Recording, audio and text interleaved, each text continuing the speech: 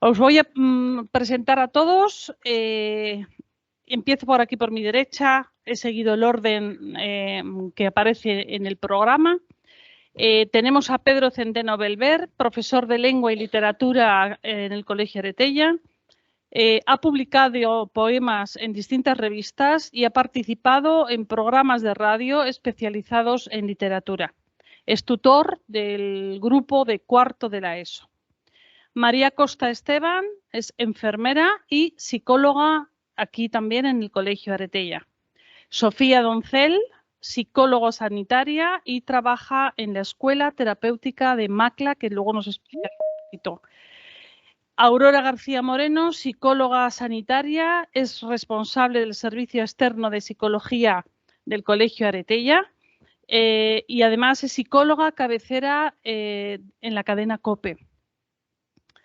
María del Carmen Gómez Pastrana Fernández es médico de atención primaria y ha trabajado durante muchos años en psiquiátricos y seguro que tiene pues mucho que contar y mucho que aportar.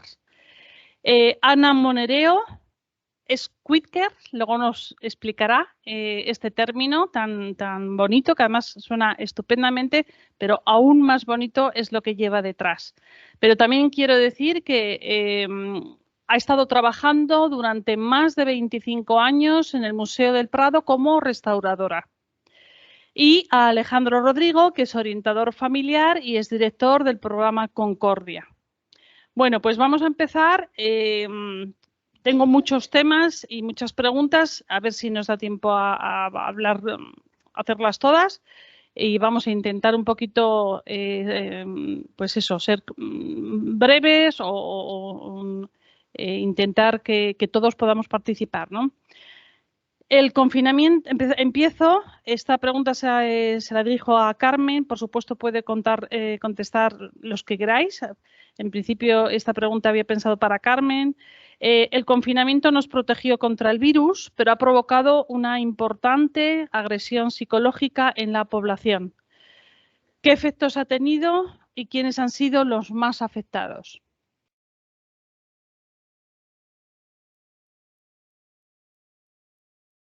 ¿Ahora mejor? Sí. Sí. Vale. Pues las personas que más hemos visto con estos problemas, yo también estoy en centro de salud, he estado en psiquiátrico también, he trabajado en mutuas de accidentes, yo he trabajado en muchos sitios, ¿no? Y bueno, pues lo que siempre estas personas son las más vulnerables económica y socialmente, son las que más sufren esto, porque tienen situaciones de vida pues que realmente nos las imaginamos, ¿no? Hasta que no vemos lo que es aquello, ¿no? Yo recuerdo decirle a una persona, no, es que usted se tiene que aislar del COVID. Y me decía, mire, es que vivimos 8 en cada habitación de un piso de 70 metros. Dígame usted dónde me aíslo, ¿no? Entonces, bueno, este tipo de cosas. Luego, otro tipo de familias son las familias desestructuradas, conflictivas, en las que, bueno, pues hay un conflicto entre los adultos y eso, pues lógicamente afecta a los niños y afecta a toda la familia. Y por último, las familias que tienen chicos adoptados o chicos acogidos. Antes nos hablaba Luis y decía que no es una patología. Evidentemente no es una patología ser adoptado. Pero es verdad que, pues que se adoptan o se acogen chicos que salen de situaciones pues muy malas, ¿no? Normalmente. Y eso pues lo arrastran, aparte de lo que es cambiar de padres y demás. Y estas tres yo creo que son como los más vulnerables. Y luego también la gente mayor sola. Hemos visto mucha gente mayor muy sola y muy desvalida. O sea, yo recuerdo también llamar a una señora, porque yo en el centro de salud hacía pediatría, hacía medicina de familia, y recuerdo una vez que me dice, es que tengo 92 años, mi marido se acaba de morir de COVID y yo estoy sola en casa y no tengo comida ni tengo nada. Ahí tienes que llamar al asistente social, estas cosas, ¿no? Entonces, bueno, pues se dieron estas situaciones. Y yo aprovecho un momento para decir, porque estamos hablando de salud mental ahora, que para mí lo más importante en salud mental de los niños y de los adolescentes, que es una especialidad que yo creo que está pues todavía muy en desarrollo. De hecho, no sé si ya está reconocida o están a punto de reconocerla como especialidad, pero es verdad pues bueno, que necesita un avance importante. Toda la psiquiatría y mucho más la de niños y adolescentes que es más complicada, porque en un adulto ya normalmente los síntomas se manifiestan más claramente, pero en el niño no es así, ¿no? Y el niño es muy diferente del adulto, el niño no es el adulto chiquitito, ¿no?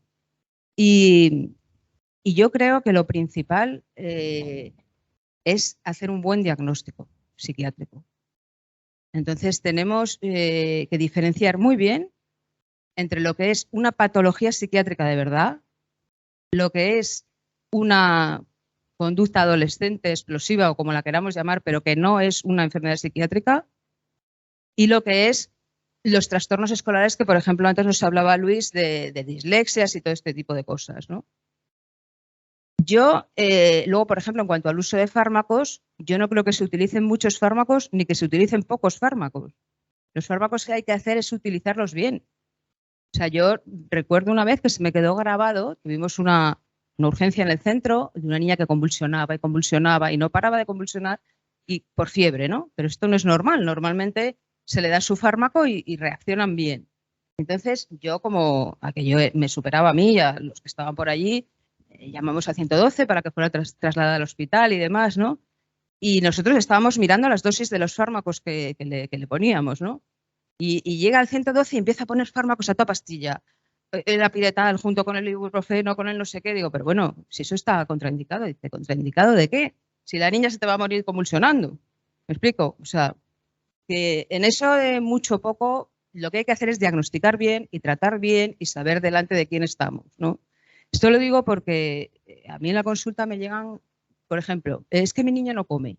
Bueno, vamos a ver qué es lo que no come, ¿no? Si realmente no come y esas cosas.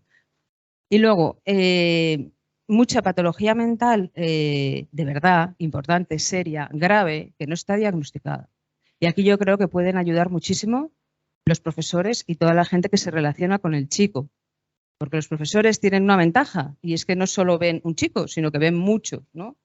Entonces, en este colegio es más complicado porque muchos niños tienen muchas cosas, pero yo cuando alguien me viene a la consulta le digo, mándame un informe del profesor, pero no un informe médico, obviamente, porque es un profesor, sino de qué es lo que ve. Dime qué ve ese profesor.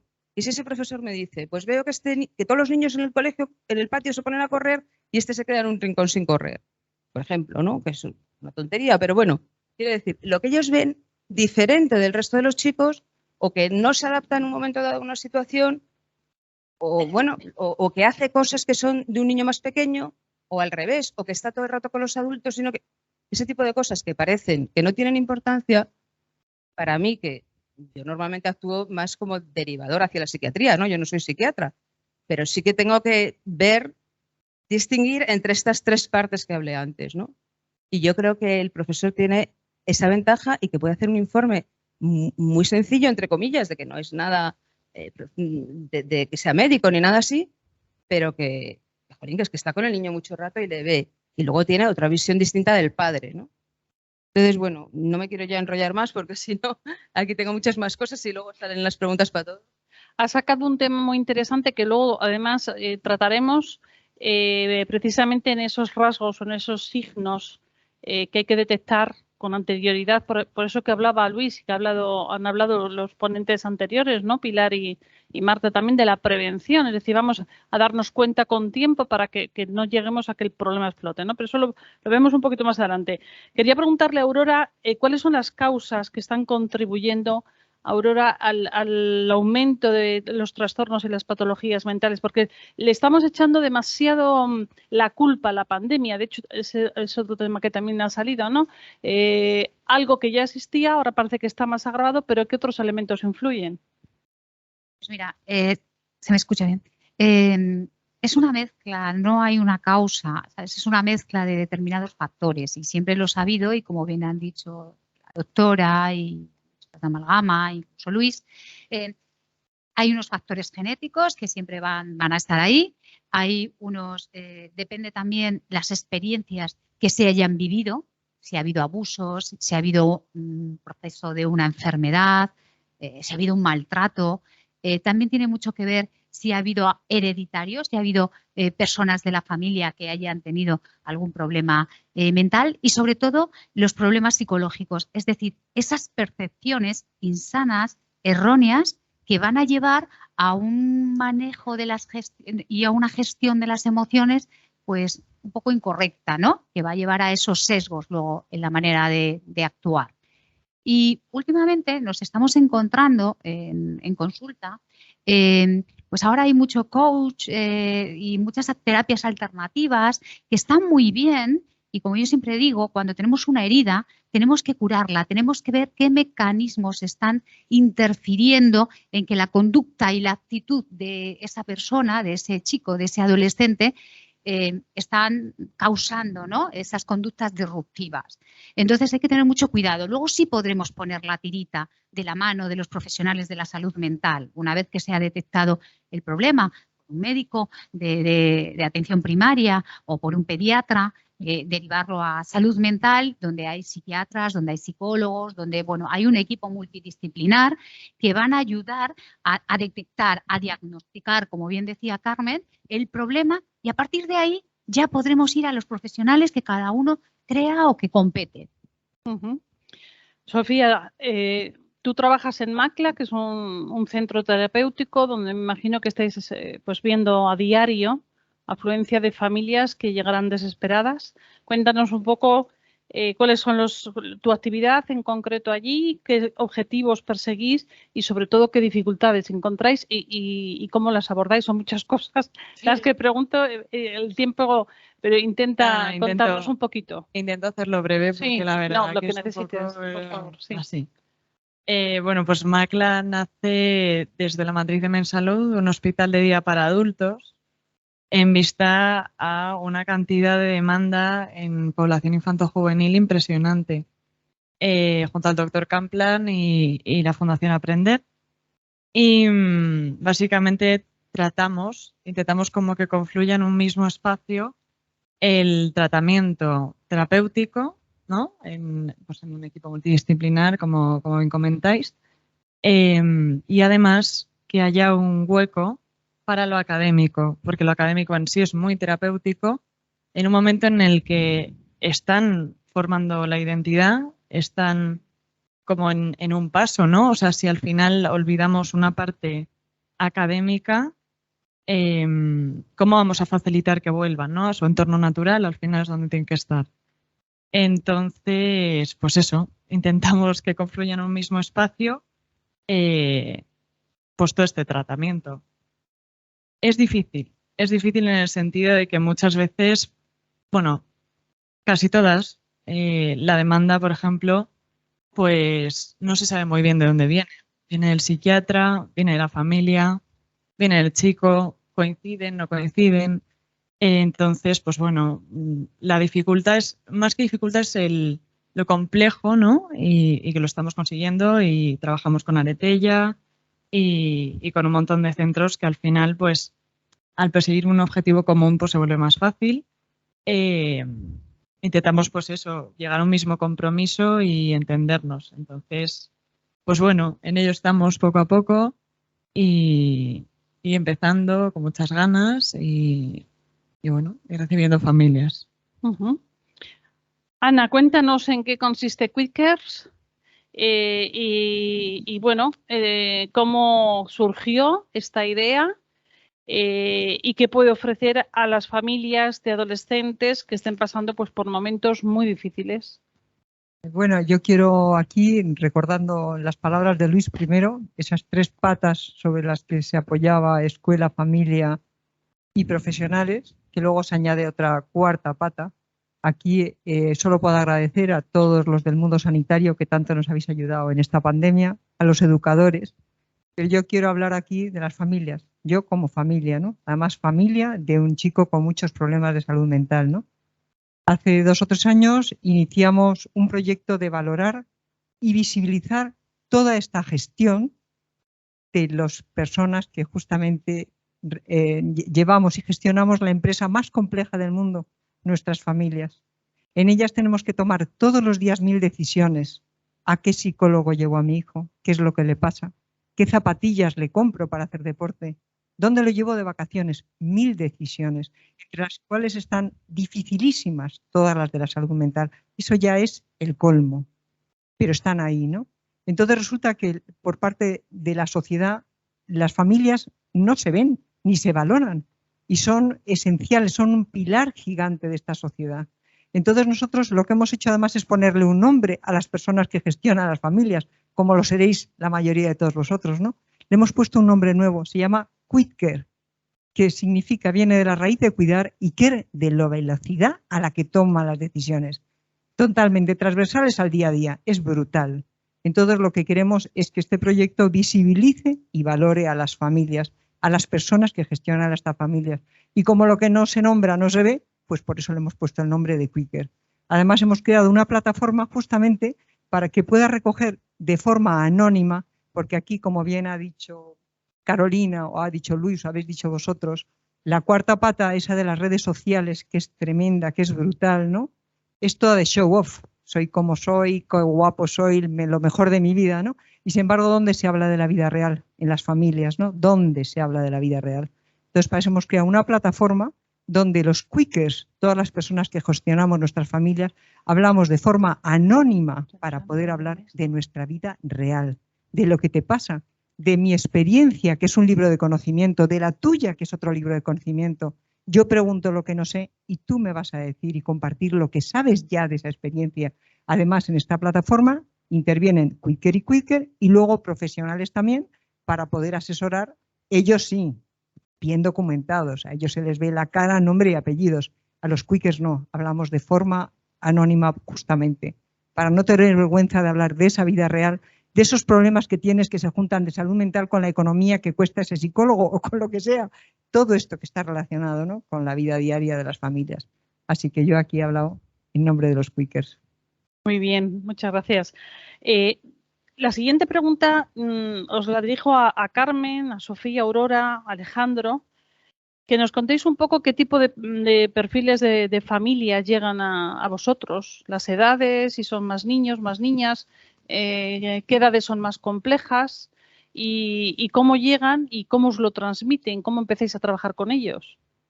Pues a ver, a mí concretamente me llega un poco de todo. No tengo un límite o una edad concreta. Generalmente son familias que tienen muchísima dificultad en conciliar trabajo con la vida familiar, ¿no? Con lo cual no saben qué hacer, como que han perdido las riendas. Además te lo dicen textualmente, he perdido las riendas, es que no tengo autoridad, es que no sé qué hacer con mi hijo. Por otro lado, también nos encontramos, y muchas, familias desestructuradas en las que no hay límites, como bien decía Carmen, no hay límites, no hay normas. Entonces, debido a esta carencia, el chico no tiene una figura en la que guiarse, ¿no? Por la que llevar como su vida, ¿no? Su proyecto de vida. La falta de referentes que tanto se habla, ¿no? Exactamente. Esto es lo que me estoy encontrando generalmente. Uh-huh. Pues nosotros parecido, la verdad, heterogéneo, o sea, no, al final lo que comparten es básicamente sufrimiento psíquico. Y al demás sufre el niño, adolescente, ya no sé si utilizar niño, adolescente o joven, parecidos.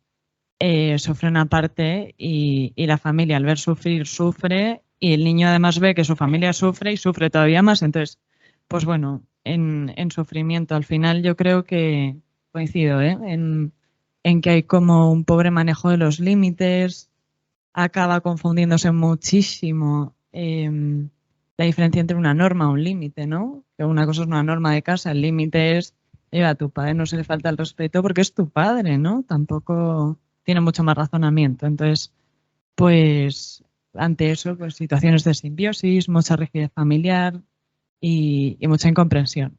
Uh-huh. Alejandra, no sé si...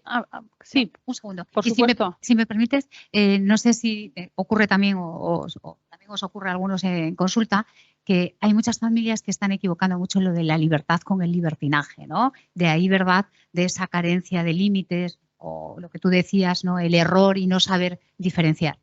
Uh-huh. Alejandro, ¿quieres añadir algo? Hola, sí, buenos días. Gracias, resumo el agradecimiento en gracias a Aretella. Bueno, yo a la pregunta que has hecho vengo del ámbito de las medidas judiciales. He trabajado desde siempre, desde el 2005, en medidas judiciales y siempre muy específico en medidas y delitos de maltrato intrafamiliar ascendente. Por eso, en mi consulta, aquí en el colegio, yo voy más específico, solamente recibo familias que vienen con una problemática en distintos niveles de intensidad en violencia intrafamiliar ascendente. Es decir, lo que pasa es que bajo esa, perdón por la palabra, bajo esa excusa, luego hay un paraguas muy amplio de raíces, ¿no? Una de mis labores fundamentales es detectar cuál es la raíz principal y, por lo tanto, poder derivar creo que lo decía Aurora, ¿no?, al recurso específico. Porque si ha tenido una familia que es evidente que tiene una problemática, hablaba al principio Pilar, de adicción o psiquiátrico, pues bueno, ejerce una labor ahí de derivar. Pero bueno, lo mío es muy específico, maltrato. Muy bien.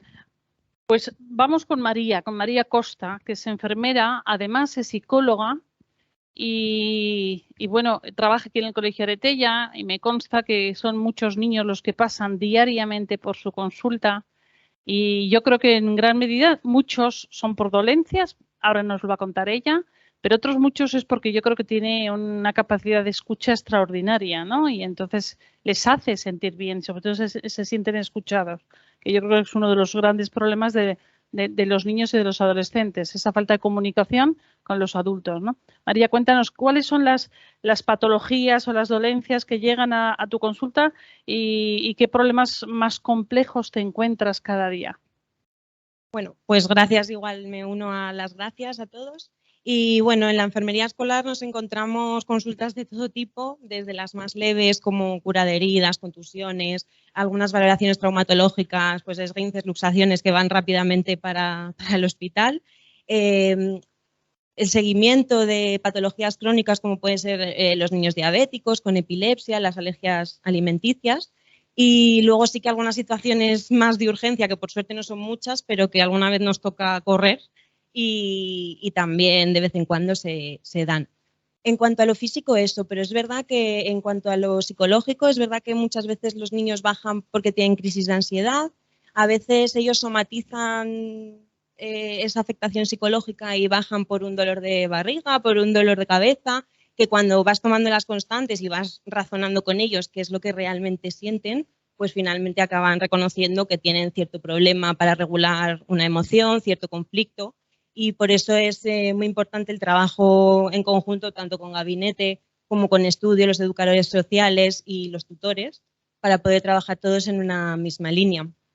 Y en cuanto a las situaciones más complejas, relacionado con el tema que estamos tratando en estas jornadas, yo diría que he visto un incremento en la enfermería del curso pasado a este, tengo poco recorrido, pero lo he visto sobre las autolesiones.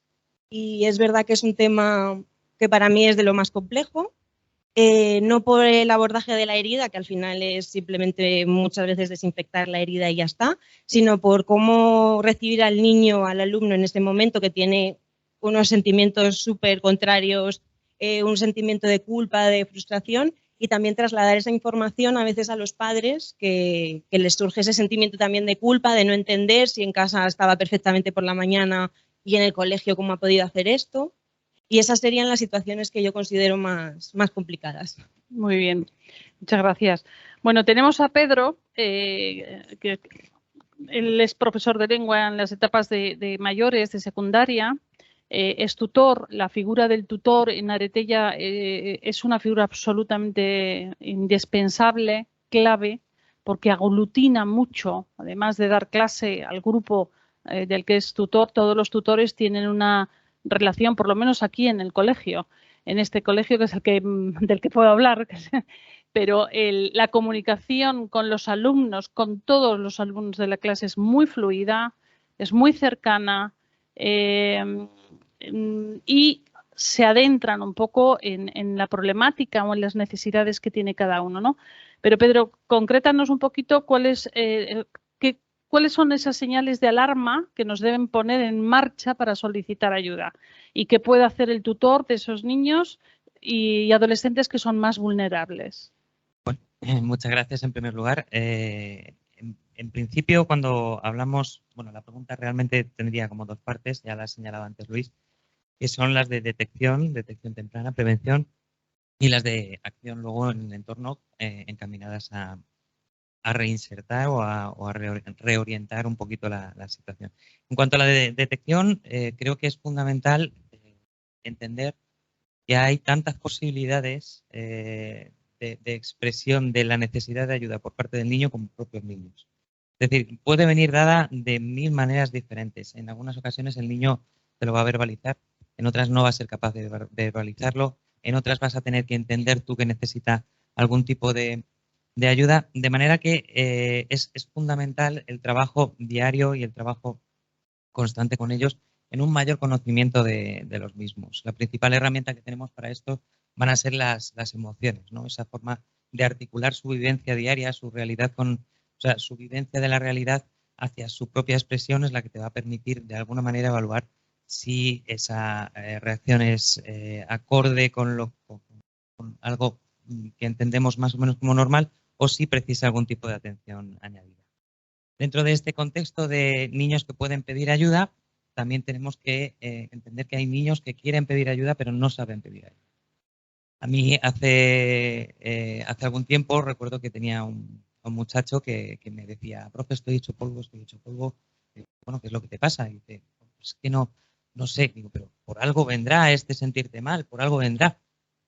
Y bueno, pues en eso quedaba y un día yo llegando a casa me sentí como un nuevo Arquímedes y dije, ya tengo lo que le pasa. Digo, que no lo sabe. Digo, es exactamente lo mismo que me ha dicho él, pero el problema no estaba en lo que no sabía.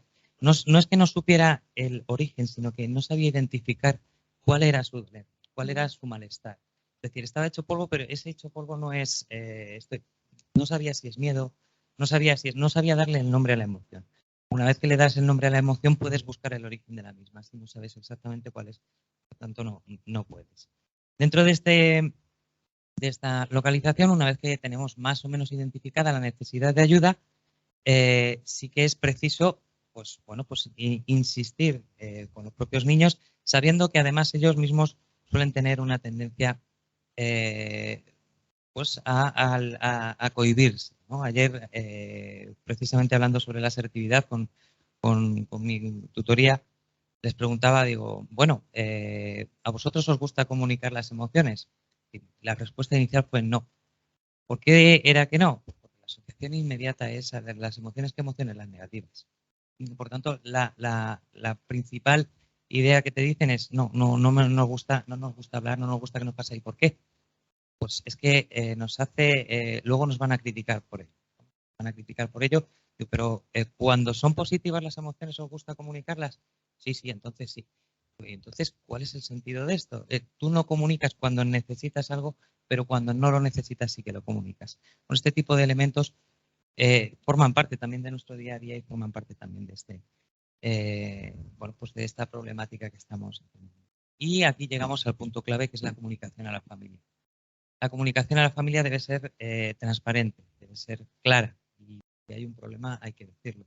A veces es cierto que es difícil escucharlo y a veces es difícil asumirlo, pero precisamente en este caso, en la forma de trabajar de los tutores de nuestro colegio, sí que creo que hay tanta comunicación y tan fluida que una vez que se advierte esa necesidad de ayuda externa, de alguna manera psicológica, psiquiátrica, pues sí que acaba asumiéndose como propia. Dentro de lo que cabe, hablamos de una problemática diaria de los niños que puede ser en relación entre iguales, que no deja también de ser visible por los propios padres. Entonces, muchas veces, exactamente igual que decía antes con las emociones, lo único que tenemos que hacer es darle nombre a estas cosas.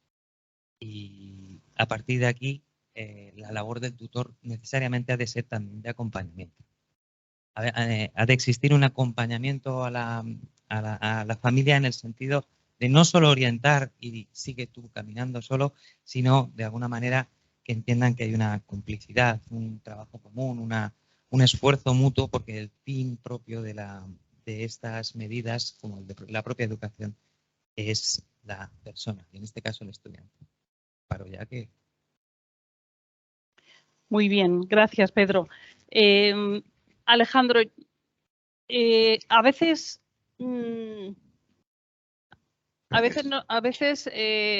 entre los docentes, ¿no? Entre los educadores, A veces decimos eso de que a veces es más complicado lidiar con los papás que con los propios niños. Y mira que los niños nos lo ponen difícil a veces. Pero hay una infraestructura, hay una red en el colegio, hay un equipo que sabe articular esa ayuda, ¿no? Y al final el profesor, el tutor, el gabinete, coordinación, dirección, etcétera, etcétera, pues intervienen y bueno, con el niño al final se logra, diríamos que por lo menos poner ese freno inicial, ¿no? Pero a veces con los papás no es fácil, ¿no? Por lo que decía Pedro, que a veces el asumir, el entender.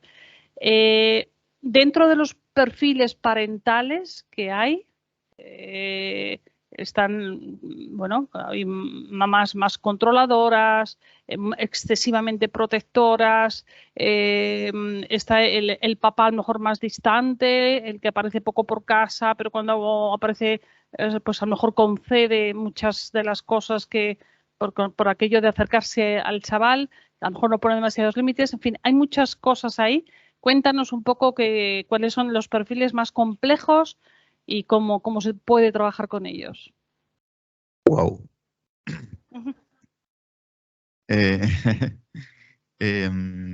A ver, hablo como profesional desde el ámbito de las medidas judiciales que he hecho siempre, desde el 2005. Hablo como orientador familiar y hablo como padre también.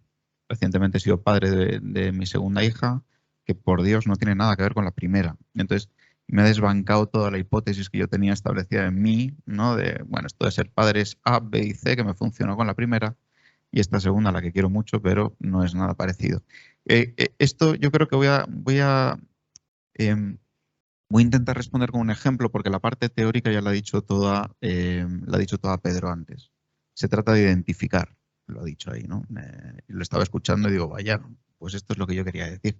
Identificar. Y voy a poner un ejemplo que yo creo que es más gráfico, ¿no? Porque los padres, es verdad que yo siempre hablo de estilos educativos y no hablo tanto de esta parte que a mí me ha pasado siempre de etiquetar. Me confieso. Ah, bien, tengo un padre autoritario. Bien, tengo una madre sobreprotectora. Es evidente, ¿no? Tal cual. Porque no es tanto etiquetas, porque cada uno tenemos una fórmula muy personal, un 20% de esto, un 70% de esto y un 70% de esto. Perdón, matemáticas se suspendía, un 20, un 70 y un 10, por ejemplo, ¿no? Los nervios. Pero no es tanto de no es tanto de etiquetar, sino es tanto de poder acompañar a estos padres a la hora de identificarse a sí mismos en dónde están. Porque el ejercicio, lo hemos hablado aquí desde el principio, tiene que ver con una acción de introspección. Si yo no sé quién soy, difícilmente luego voy a poder hacer, ¿no? Y el ejemplo que quería poner, y antes voy a dar las gracias a todos los profesores de este centro, porque cada vez que me he acercado a hablar de un caso, parece que ellos es que de verdad se conocían el caso, o sea, una barbaridad. Yo digo, pero ¿y esta gente cómo se conoce a todos los alumnos que tienen? Porque voy preguntándole una cosa y se saben el caso perfectamente. O sea, que gracias y mi reconocimiento de verdad no es gratuito. El ejemplo es que hace 2 años tuve la oportunidad de ser profesor. Y entonces yo, que trabajo en medidas judiciales y en centros de internamiento y que estoy tan seguro de lo que hago, me enfrenté a una clase de segundo de primaria. Pues nada, horrible. Pero horrible de verdad. Y yo digo, pero si esto es imposible, si yo soy autoritario. Bueno, pues nada, ni autoritario ni nada. Es decir, me dominaron segundo de primaria como nunca me han dominado. Así que bueno, me vino a poner un poco de verdad. Aparte que lo he dicho públicamente, yo no quiero ser profesor, no valgo para eso, pero no se trata tanto de identificar o de etiquetar al padre. Ah, bien, es autoritario, entonces, por lo tanto, evidentemente tiene una distancia emocional con el hijo clara. Bien, la madre es sobreprotectora, por lo tanto, está destruyendo la autonomía del hijo. Se trata de que ellos sean capaces de identificarse. Y en el ejemplo mío, y con esto acabo, identificarse a uno mismo las fortalezas que tiene y las debilidades. Yo intentaba ser profesor de una manera y evidentemente fue una catástrofe porque iba en contra de mí mismo, ¿no? Así que a estos padres lo más importante es poderles hacer un reflejo con mucho cariño de creo que por aquí puede ir usted y sobre todo intentemos ver bien las fortalezas y las debilidades y potenciar esas fortalezas y ser consciente de las debilidades. Si no tenemos la identificación que decía antes ahí Pedro, pues bueno, nos estamos dando de cabezazos contra la pared, ¿no? Lo que pasa es que qué difícil es el ejercicio de introspección, ¿verdad? Y de mirarse a uno mismo y lo que hice yo de ser catastrófico en el mundo docente. En fin. Muchas gracias. Bueno, la siguiente pregunta es para todos, así que si quieres vais pasando el micrófono y vais contestando todos. Lo han dicho todos hoy, que estamos inmersos en una sociedad en el que prevalece la inmediatez, la imagen, el aquí y el ahora, demasiado narcisismo, demasiadas fotos, todo el mundo que se hace y que cuelga de una forma inmediata. Me ha encantado antes cuando Pilar decía que ahora hay que lidiar no solamente con el problema de un niño que le pasa, que antes se resolvía entre los dos, sino que ahora es lo que ocasiona en el resto, con lo cual hay que también atajar o atender a otras muchas personitas que se han enterado de tal o cual problema y que resulta que hacen eco y a veces ese eco es bastante dañino, ¿no? Entonces, la pregunta en esta sociedad que decimos, ¿no? Donde prima lo impactante, lo rápido, etcétera, hay poco espacio para la reflexión, que lo han dicho todos ellos, ¿no? ¿Cómo está influyendo en vuestros hijos, en vuestros alumnos? ¿Cómo lo veis en vuestras consultas cuando atendéis a familias? ¿Y qué podemos hacer con esto? ¿Empiezo yo? Sí, y pasas si quieres el... Bueno, pues nada, es imposible responder, ¿no? De manera sintética. Nada, a mí me gusta mucho el ejercicio de acercarnos a la cultura y yo muchas veces, como es casi imposible combatir contra Silicon Valley, la rapidez y la inmediatez de la que tanto hemos hablado hoy, pues nada, yo lo que hago es lanzar libros. Les lanzo un libro ahí a los padres, leas esto, Elogio a la lentitud, por ejemplo. Y al chico, tú te lees esto. Lo que pasa es que me miran como un extraterrestre, ¿no? Leer. Y digo, ya. Antes lo ha dicho Luis, ¿no? Creo un ejercicio muy íntimo. Bueno, la lectura requiere esto, pausa. La música también, pero bueno.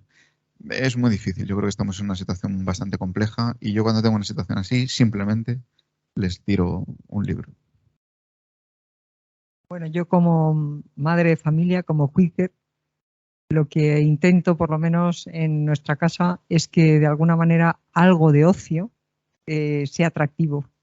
Hemos conseguido que les guste el campo, con lo cual el que le guste los animales, compartimos algunas veces cartas, cosas de estas ratitos que son inmejorables, ¿no? Pero sí que las expectativas estas que nos montábamos antes, por supuesto las he metido en un cajón y limitémonos por lo menos algún rato bueno. Perdona, ¿puedes repetir la pregunta otra vez? Sí, estábamos diciendo que hay muy poco espacio en la sociedad de hoy en día y en los adolescentes, sobre todo, para la reflexión, que se mueven con las pantallas, con videojuegos, donde quieren respuestas rápidas, ganar, y eso le hace pasar a segunda fase si están jugando con los amigos, etcétera, etcétera.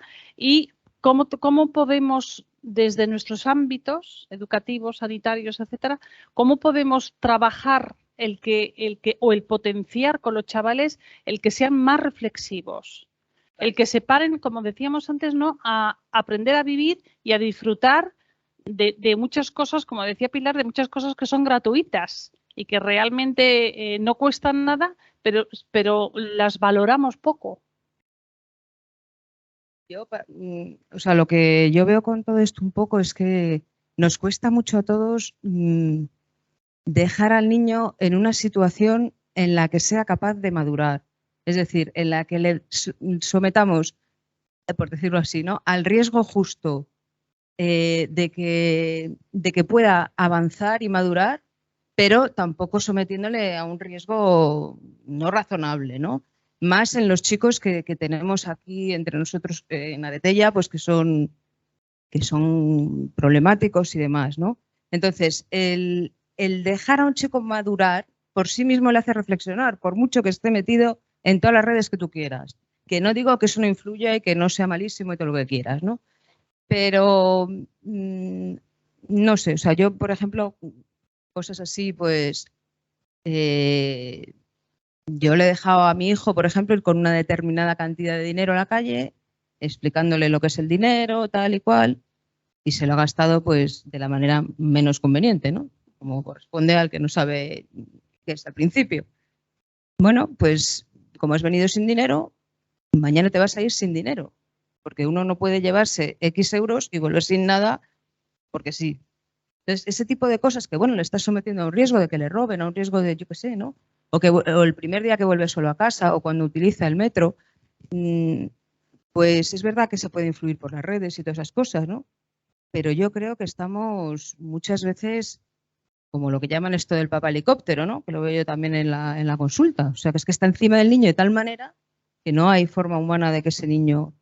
Y luego también, pues aplicar un... O sea, yo lo que veo que falta muchísimo en este mundo tan difícil, tan complejo, es el sentido común. O sea, es que el sentido común está ya a unos niveles que no es comprensible. O sea, no sé. Yo he llegado a decirle a una señora en la consulta que tiene hijas de muy distintas edades, pues mira, esa película es que si la ve tu hija de 16, 18, me parece perfecto, pero no es una película para que vea tu hija de 4 años. Y no lo entiende. Y a lo mejor pues hay escenas que no... Ese tipo de cosas, ¿no? Que el sentido común pues está ahí estudiado, ¿no? Luego ya lo último, en el tema de tecnologías, yo cuento un poco lo que yo he vivido, pues como unos cuantos que estáis aquí, cuando nacimos no había ni aparecido, ¿no? A todo esto, ¿no? Y yo cuando empecé, pues ya tenía bastantes añitos, cuando tuve mi primer móvil y esas cosas, ¿no? Y mi marido empezó en su oficina y hablaban de Internet. Y yo decía que yo ni sabía qué era eso, ni dónde se miraba, ni nada. Y yo le dije a mi marido, digo, ¿y esto qué es? Porque parece aquí como que, no sé, una cosa así muy extraordinaria. Y me dijo, mira, tú lo que veas que aprende todo el mundo rápido y que mucha gente sabe, no es nada complejo. Esto lo digo luego para empalmar con el tema de pantallas y demás, ¿no? Pero bueno, sobre todo esa historia de la madurez, ¿no? Yo creo que ya se ha dicho todo o casi todo, sobre todo con la peli que nos ha mostrado, los fragmentos de peli que nos ha mostrado Luis, ¿no? Hay que dejar soltar, hay que dejar que se caigan, por supuesto, siempre con ese sentido común, como nos dice Carmen, ¿no? Esa sobreprotección. Y sobre todo, los padres, es nuestra responsabilidad ser el ejemplo, ser el modelo, que al final es lo que nuestros hijos van a hacer, ¿no? Y yo reflexionando, y además es que se me une todo, ¿no? Porque aquí tiene mucho que ver con, primero, el tipo de sociedad que vivimos, que es súper narcisista en el sentido de la comparación, el yo único, y en la inmediatez también lo alejados muchas veces que estamos como del principio de realidad, no tanto del placer. O sea, la realidad, ¿no? Y además llegas un lunes y lo primero que te dicen los pacientes es: ay, Sofía, es que yo qué hago aquí, qué pereza. Digo, a mí también, a mí no sabes la pereza que me ha dado esta mañana, tener que levantarme a las 9 de la mañana, o sea, perdón, levantarme súper temprano, pero hasta aquí a las 9. Ojalá, en ese sentido, ¿no? Entonces se quedan como diciendo, que a ti también te molesta. Digo, claro, si es que la vida es frustración y empiezas a crecer integrando un no, y integrando pues que no es no y no es no y punto, pero lo pelean.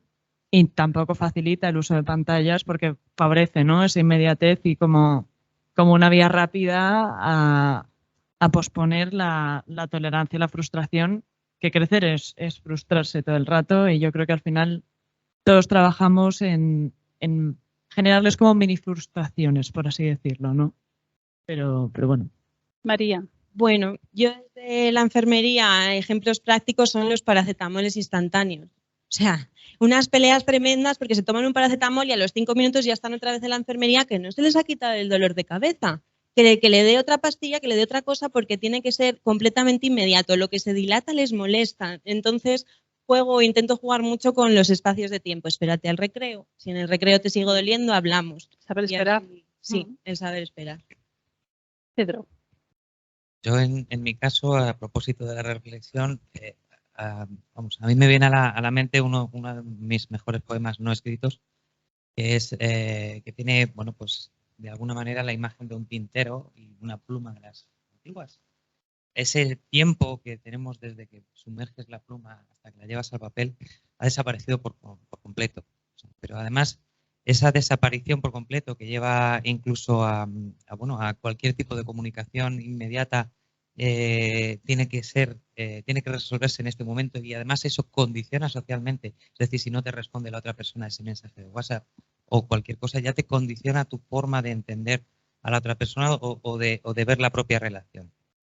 Además, estamos en un momento de crisis y una crisis también de contenidos. Entonces, hasta incluso muchas de las emociones somos capaces de sustituirlas por iconos, por los emoticonos, ¿no? En vez de decir me gusta, pones un pulgar arriba, en vez de decir me hace ilusión, un redondel con 2 estrellitas, o no estoy del todo de acuerdo, pones una caca con 2 ojos. Todo condiciona en nuestra forma de actuar día a día, y todo pasa por el tamiz de la tecnología y de la inmediatez, que de alguna manera se nos vende como positivo y no siempre lo es. Pedro, quédate con el micrófono, porque la pregunta que os voy a hacer ahora es, y me consta que en tu situación o en esta tutoría que diriges y que capitaneas también este año en cuarto, que es complejo, ¿crees que la comunicación entre docentes, entre colegios y espacios terapéuticos es correcta, se podría mejorar, y en qué medida beneficia a todos el que esa comunicación fluya? Siempre, desde luego, hay espacios para la mejora. No hay, si hubiéramos ya acertado con la tecla exacta, ya no habría prácticamente ningún tipo de afección, ¿no? Sin embargo, sí que es verdad que hay un esfuerzo conjunto, un interés común al que se suma, por supuesto, la familia, en lo que es el individuo, la propia persona. De alguna manera tenemos que trabajar todos en esa mejora de la situación personal, porque una persona que tiene una dolencia, en este caso de salud mental, es una persona que sufre. Desde luego, por nuestra parte como colegio, siempre queremos que el niño salga contento cuando sale, no solo porque termina el colegio, sino porque está contento. De manera que lo que es la coordinación entre todos los elementos confluyendo en un mismo objetivo, yo creo que desde luego cada vez va siendo más fluida, más naturalizada la colaboración entre entidades educativas, entidades sanitarias, entidades también de salud mental.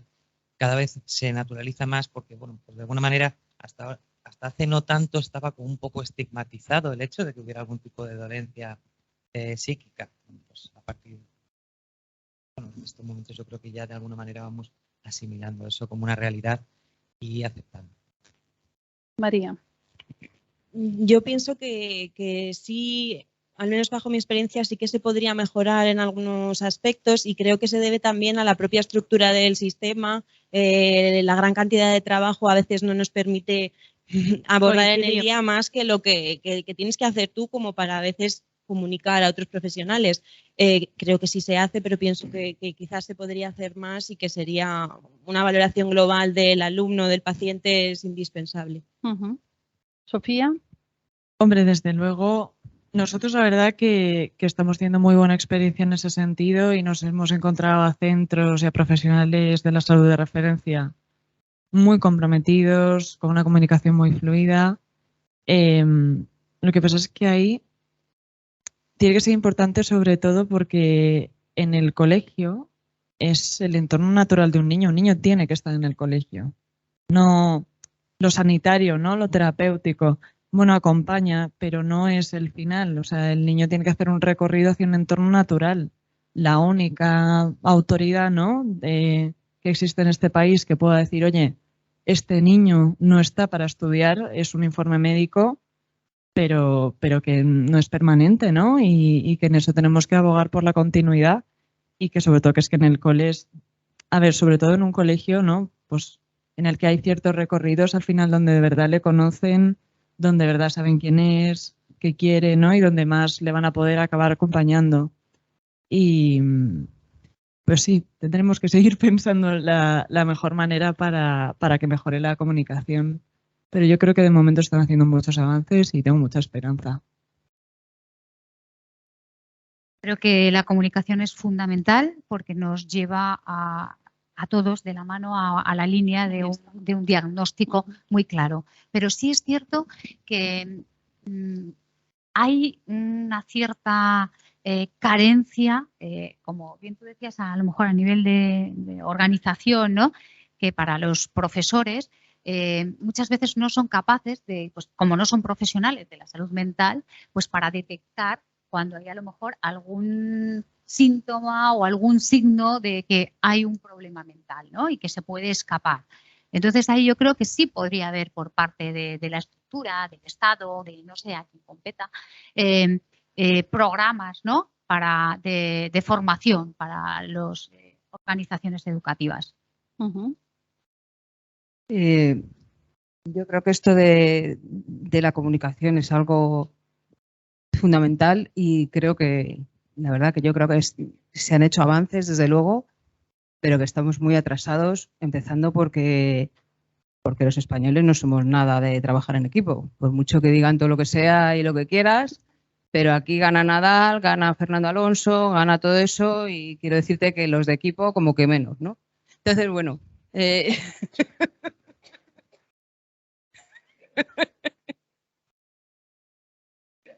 Están menos visibles, claro. Bueno, la cosa es que yo creo que se tiene que empezar desde el principio, ¿no? O sea, desde aprender a trabajar en equipo de verdad en el cole, en la familia, que también muchas cosas de estas, yo no sé ni cómo se llama, pero bueno, que trabajen los dos el 50% y todos esos rollos. Está muy bonito en el papel y todas esas cosas, pero estamos todavía en ello, ¿no? Estamos muy en ello de muchísimas cosas.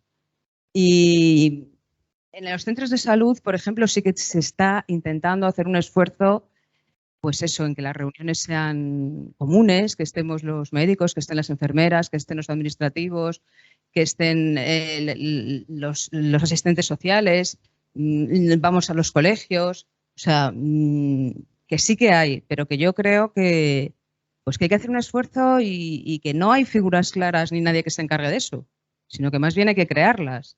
O sea, hay que ir creando y yo me sorprende mucho, por ejemplo, que durante la pandemia nos mandaban al centro de salud unos esquemas de los medios de que disponíamos para atender a la población. Y es que no los teníamos. Es decir, que es que yo me ha costado mucho.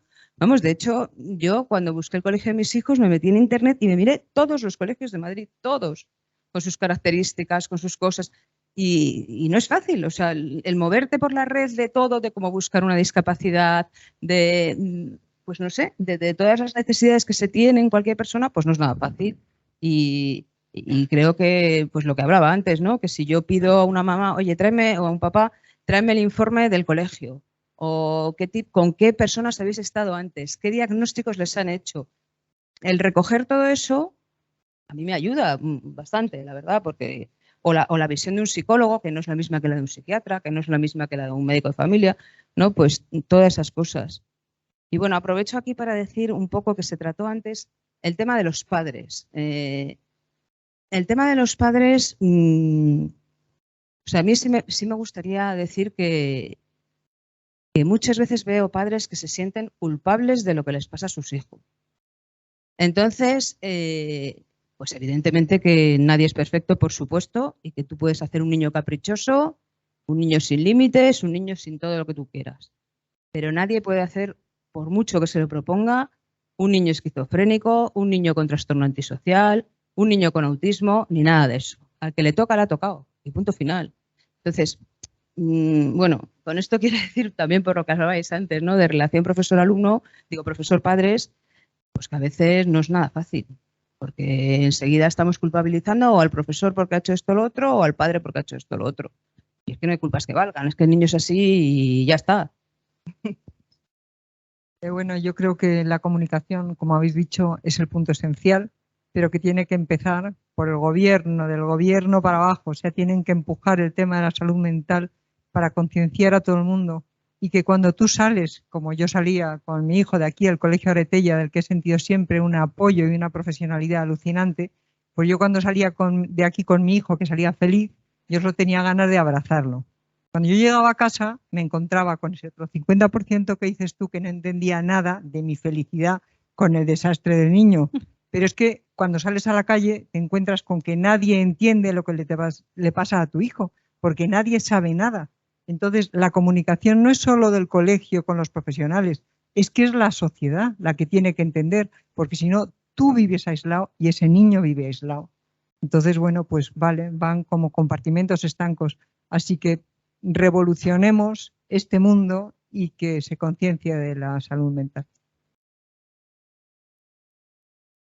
Comunicación, ¿no? Bueno, a ver, los niveles de productividad yo creo que ya están pensados. Sabemos cosas nuevas como que es más fácil, más productivo reunirse de pie que reunirse sentado. Sabemos que es más productivo reuniones de media hora que de 1 hora y cuarto. Todo esto lo sabemos yo. Yo aquí puntualizo una cosa más y es, creo que es la responsabilidad de todos, profesores, profesionales, perdón, y padres, buscar la actitud.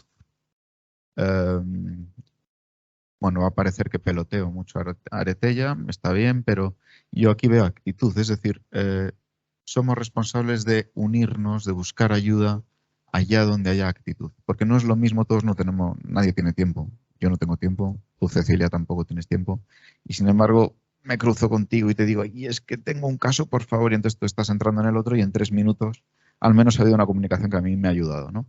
O qué decir últimamente de pongamos actitud y venga, voy a dejar mi clase 1 minuto porque tenemos... Bueno, pues la comunicación está bien, seguro que hay maneras de optimizarla, pero creo que debemos buscar la actitud. Allá donde hay profesionales con actitud, bueno, pues es cierta garantía de que lo van a hacer bien. Y yo quería decir que esto que dices y que decís todos, ¿no?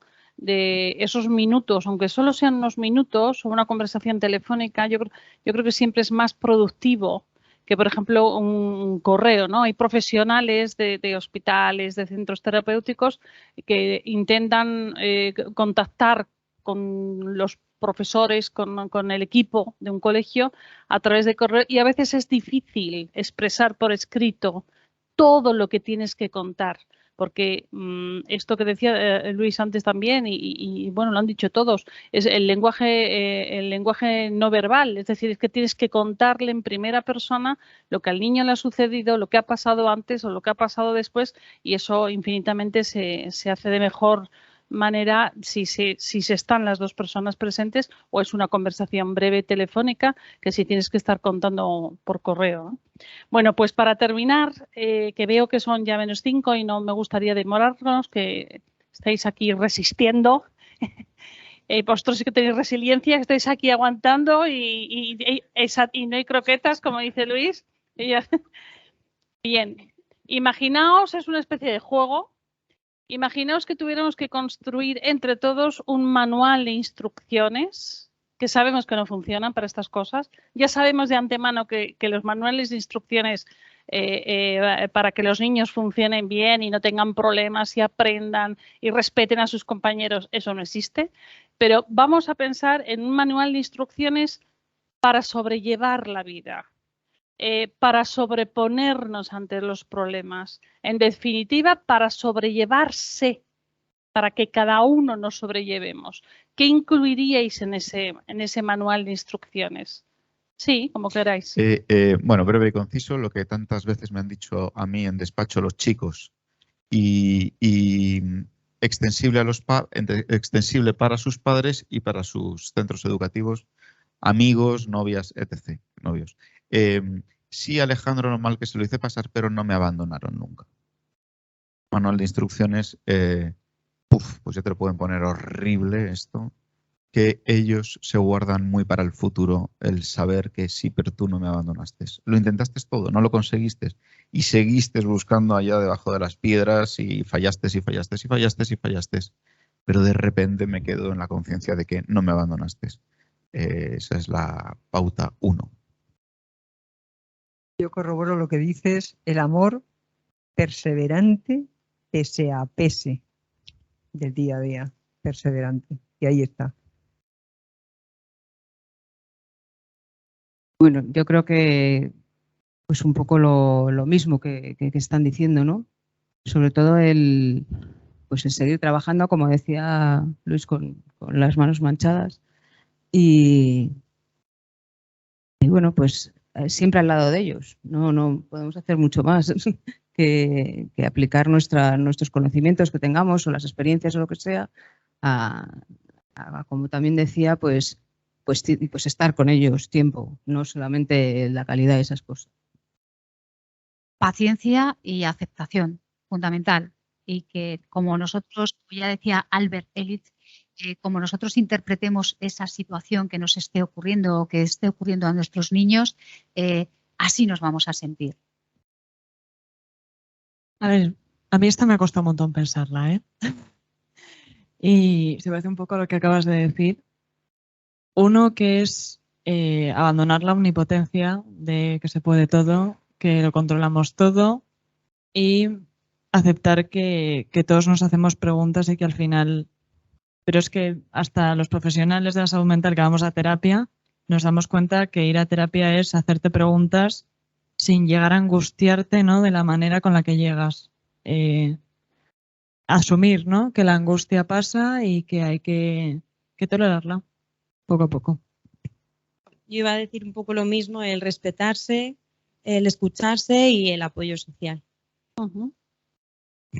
Pues un poquito en la misma línea, el intentar ser capaz de encontrarse a sí mismo en el estado emocional de cada momento y plantearse metas posibles para intentar disfrutar el camino.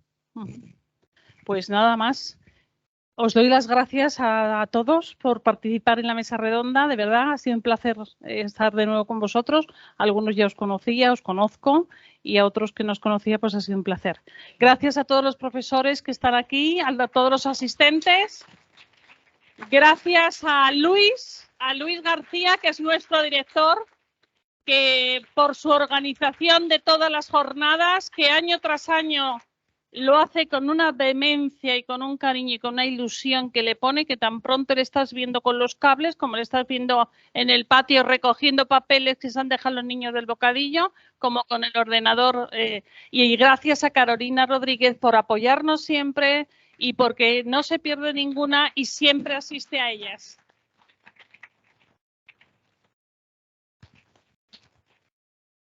Bueno, pues estaba previsto terminar a las 2. A las 2 terminamos. Muchísimas gracias, Cecilia, y muchísimas gracias a todos.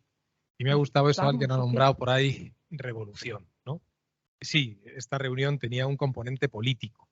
Lo he dicho al principio, porque lo que hacemos todos los días interviene mucho en la vida directa de las personas. Y eso es importante.